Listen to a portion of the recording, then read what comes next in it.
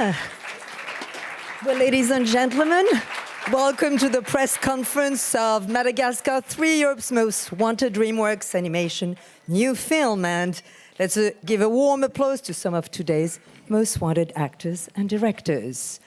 Sitting in front of you, David Schwimmer, Nelman, Jada Pinkett Smith, Gloria, Martin Short, Stefano, Ben Stiller, Alex, Chris Rock, Marty, Jessica Chastain, Gia, and of course our trio of directors, Tom McGrath, Conrad Vernon, and Eric Darnell. Warm applause again.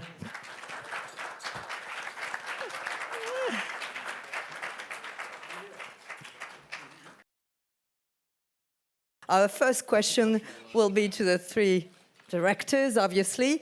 Eric Darnell and Tom McGrath, you started giving life to this highly successful franchise, with Conrad Vernon joining you behind the camera. How would you describe the creative dynamics between the three of you to create this wild ride through Europe? Take it away, Tom. In the early 70s, Jeffrey Katzenberg plucked us out of kindergarten and trained us in a secret underground fortress to become an elite team of cartoonists. Actually, we've been very good friends spanning decades. We've all been involved with these movies. It's rare that a team gets to follow through with a franchise or 3 movies, so we feel really grateful and to work together as friends. And we're able to divide and work more intimately with the 600 artists who make these films. Do you agree?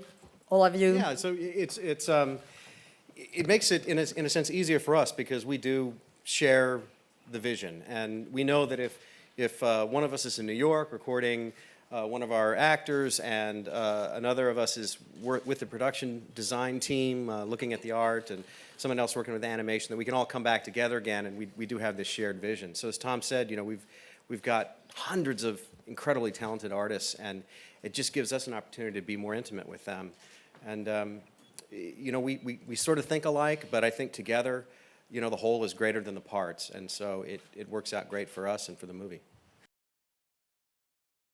No, I do. I love the movies, and actually over the years, it's become much more. I don't want to say easier, but we've gotten to, the first movie was actually really tough because it was my first animated film. We didn't know what the movie was.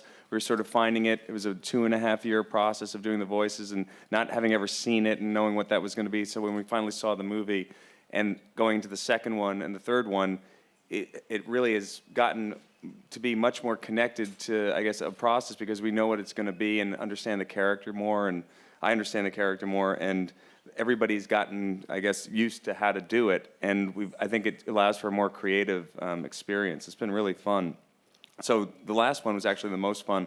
We also had Noah Baumbach, you know, write an amazing script with Eric, and so that really helped too. I think, so the process has become more and more fun, really. It's a lot of fun to have this opportunity and to be part of a creation like this. I love animation, I always have. And just as an actor, it gives you an opportunity to work a different muscle. You know, all you have is your voice, which was quite a unique experience for me, and I have to agree with Ben. It took a minute to get used to the process, but I feel like we all pretty much have it now.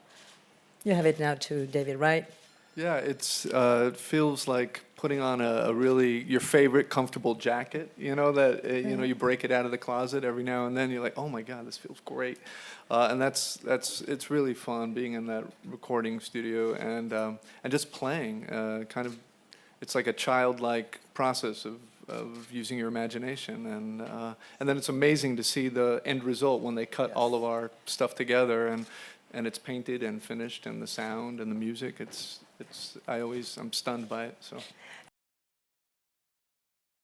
First of all, when you're doing something that's established, all the trust has been realized because you know that the first 2 are spectacular, so you just kind of feel very relaxed in doing it. And also animation I kind of adore because there's no rush. You can try everything.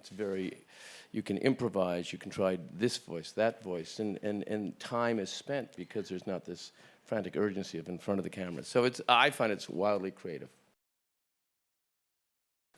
Well, I think with the circus scene that we did, it was pure imagination. But we started off saying, well, we need to do something to beat Cirque du Soleil, which was a huge bar that we set for ourselves. But the process that we used was quite interesting because we got the art team together and we just started imagining how we would take the typical circus acts and bring them to another level with our characters. So for instance, instead of just doing a tightrope, let's have Gloria and Melman dance on 5 tightropes, and then the art department would visualize that for us. And so through that process of going back and forth, inventing the act and getting artwork that reflected it, we kind of came up and started cutting with the music our circus.